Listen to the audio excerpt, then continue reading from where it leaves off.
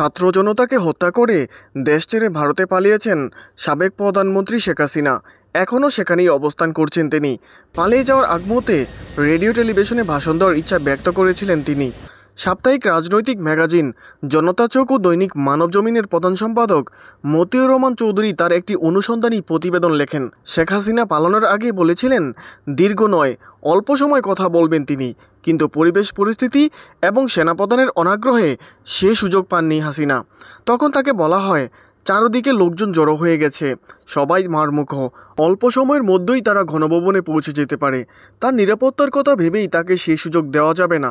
হাসিনা বিরক্ত আর ক্ষুব্ধ হয়েছিল, কিন্তু কিছুই করার ছিল না। বক্তৃতার একটি খসড়া তৈরি করেছিলেন তিনি। নানা সূত্রে জানা যায় এতে তিনি বলতে চেয়েছিলেন তার ইচ্ছায় নয়, বলপূর্বক তাকে দেশ ছাড়তে বাধ্য করা হচ্ছে। কারা এবং কোন বিদেশি শক্তি তার সরকারকে উৎখাত করতে চেয়েছে এটাও তিনি জানাতে চেয়েছিলেন। তার শাসনকালে দেশের কী উন্নয়ন হয়েছে তারও বয়ান ছিল। সকাল থেকে দুপুর এই সময় নানাভাবে দর কষাকষিও চলছিল। বারবার ফোন আসছিল নয়াদিল্লি থেকে, বলা হচ্ছিল প্রধানমন্ত্রীর নিরাপত্তা যেন বিঘ্নিত না হয়।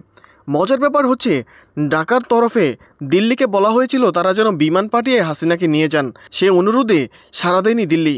এরপর বাংলাদেশের নিজস্ব উদ্যোগে বিমান বাহিনীর একটি C-130 বিমানে তাকে দিল্লি পাঠানো হয়। হাসিনাকে বহনকারী বিমানে আরও দুজন ছিলেন, তার ছোট বোন শেখ রেহেনা ও নিরাপত্তা বিষয়ক উপদেষ্টা তারিক আহমেদ সিদ্দিক।